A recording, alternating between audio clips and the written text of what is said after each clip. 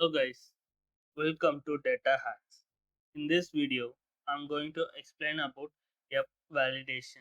In previous videos itself, I have explained how to create a custom validation using Validate.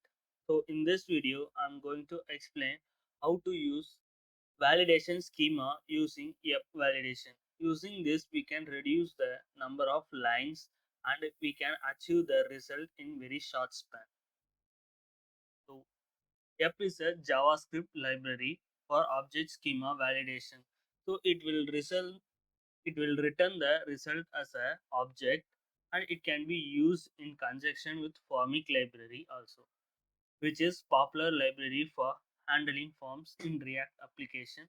We can also use F validation package without Formik also. With F, you can define a schema which describes the shape and validation rule for the data you want to collect in your form. For example, you might have a schema that specifies the name field that should be required, and the string should be at least 3 characters. Next, to use F with Formik, you pass your validation schema to the validation schema prop on the Formik component. Then when the user submits the form, Formik will use F to validate the data and provide the error message if the data is not valid. This approach helps to create a validation logic separate from your form component to make your code more organized, reusable, and additionally, F provides simple and intuitive API for defining complex validation rules. So let's start the practical demonstration for F. First of all, I'm going to install the F. Create a new terminal, npm i F.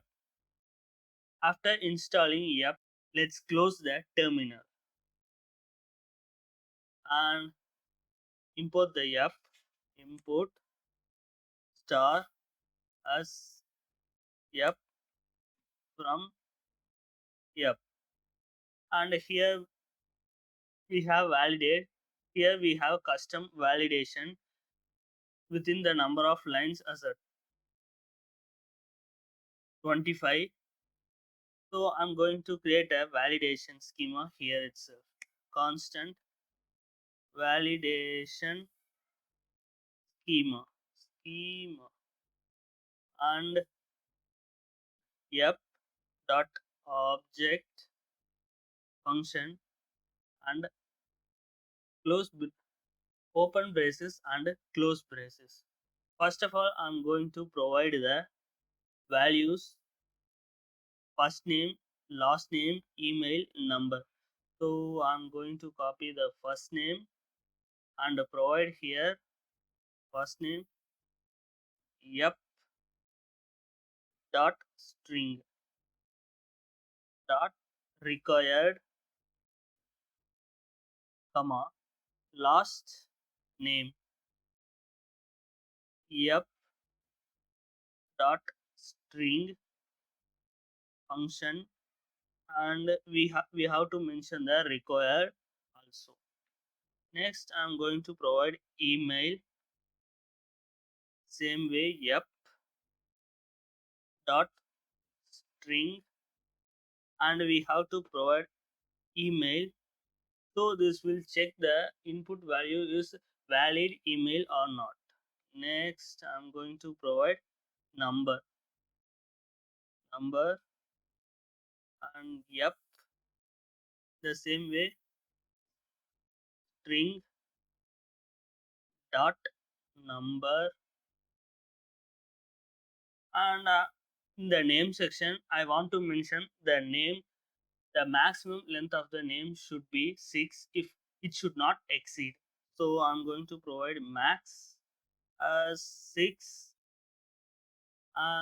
Provide the error message: number of character should not exceed 6 length. So here we have provided this validation. Copy this one and go to the Formik. Inside Formik, replace the validate with validation schema. Here you can compare the validate and validation schema. So this custom validate have nearly 25 lines and I have finished the whole condition within 5 lines. This is how it's going to be helpful. Let's open the front. So here we are. Oh, this is the problem. After string we have provided our numbers. So I'm going to remove the string and go to the front end. Now we have received this one. So I'm going to provide Bharat not. And if I remove this one here, you can see we have to have only character less than 6. So I'm going to remove and the error has been removed. Last name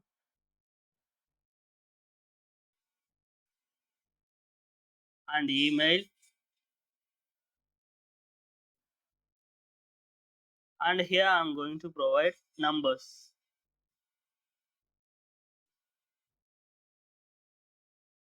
So if I submit, the values has been shown here. This is how the validation schema is working.